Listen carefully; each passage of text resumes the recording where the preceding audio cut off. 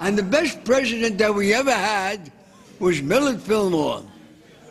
2 weeks after he was inaugurated, he went on vacation. 4 years later, they were going to run him again and found out he was dead. But there's nothing in the Constitution which says the candidate must be alive. The candidate must at least be 35 years old, and he must have the necessary equipment. If he hasn't got that equipment, he can't screw the people. That's why I say I would never vote for a president or a candidate that didn't have a mistress. Let him do to the mistress what he's going to do to us. But I tell you, I have a philosophy. And my philosophy is, it is better to receive than to give. A lot of people say it's better to give. You want to give? Give, give. You give so much, you say, but you never get tired of receiving. Therefore, I say, don't earn more than you could spend, but spend more than you earn and die in debt. Now, if you owe a lot of money, you're going to live long. I mean, the people you owe it to are going to make sure you live long. But if you die at 75 and you owe $300,000, to amortize that loan at $30,000 a year will take you 18 years to pay it off. So you actually live to be 93, because you're living on money you would have made if you lived that long. So my suggestion, in order to reach this affluent plateau, my suggestion is borrow. Borrow. Start with your friends. Borrow from your friends. And when they ain't got any more money, make new friends. But keep borrowing. That was the basis of our government success. Our forefathers borrowed. They borrowed and they never paid it back. Our fathers borrowed, they didn't pay it back. We borrow, we ain't gonna pay it back. It was our forefathers that gave us this debt. If we had two fathers instead of four fathers, we'd have half the goddamn debt. Now, I want to say that we are here primarily in order to push off and start off a great idea.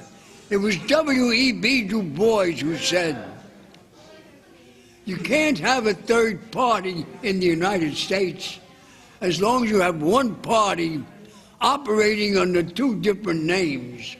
There's no difference between Bush's program and Obama's program. I voted for him, which was my first mistake. The man lied to us.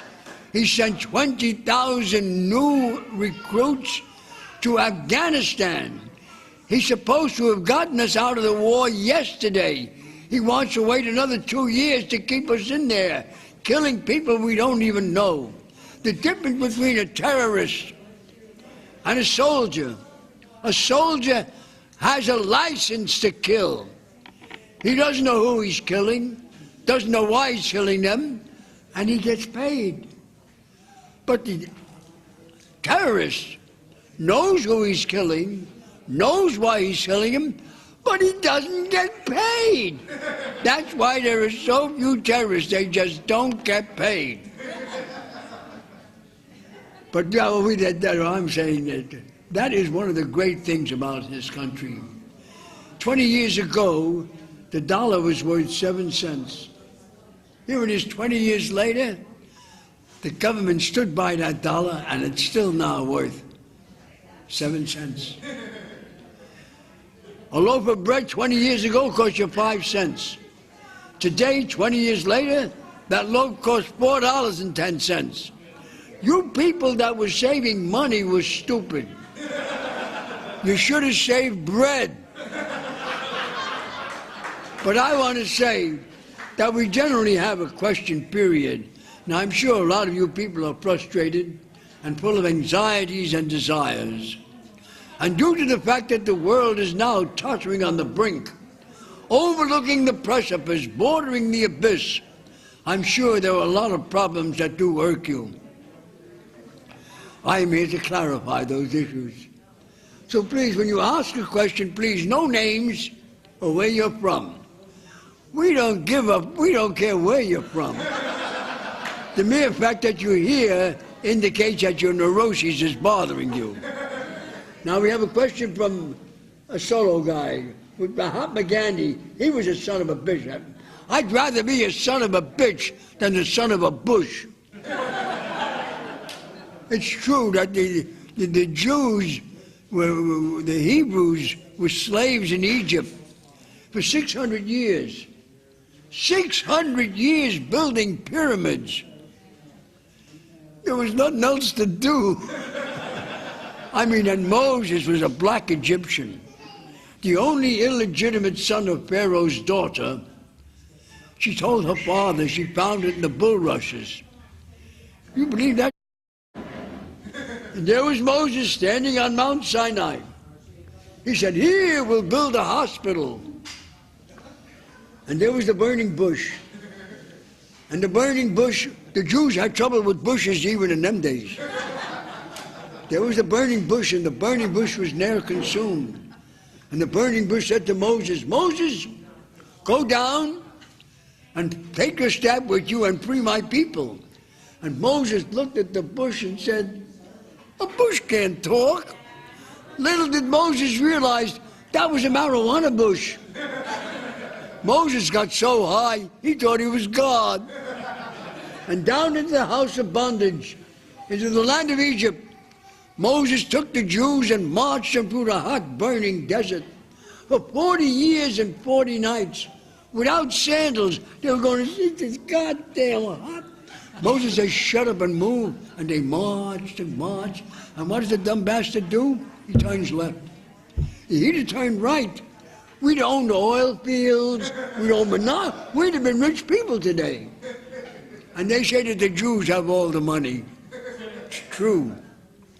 Morgan, Mellon, Rockefeller, DuPont, Getty, Hughes, Henry Ford, Queen Elizabeth, all these Jews got money. You show me a Jew without money, I'll show you a Gentile. But nevertheless, I do want to thank you for being here, and I'm sure that with the knowledge that you have, as we say in French, Isole mamoun sadakam popoli la swata. In other words, Kelashide mamunu sanda pemoku badan de Yishwale pemo.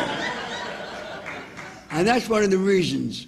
And I'm sure that with the knowledge that you have and the aforethought that you believe in, so I say to you, I tell you now, just as, what's his name?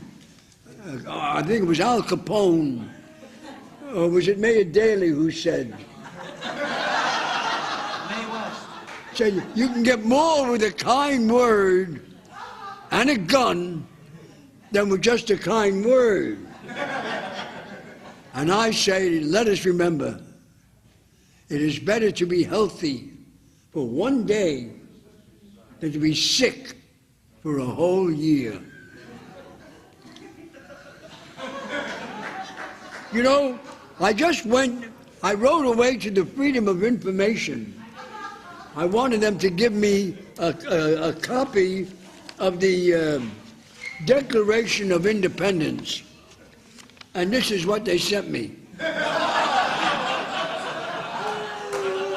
Great America. America is built on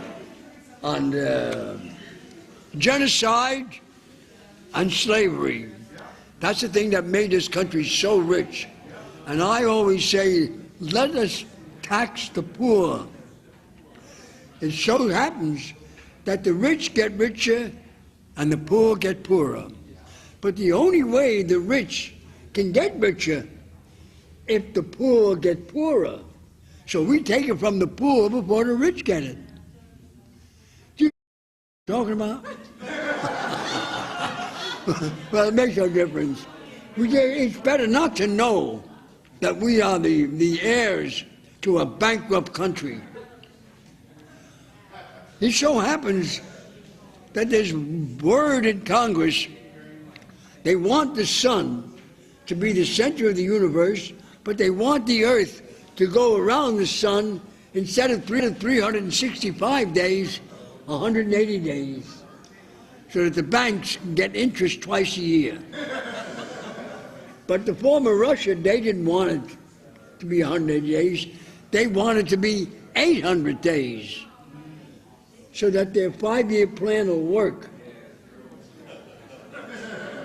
Well, anyway, I want to just thank you, and remember, wherever you go, there you are. Class dismissed.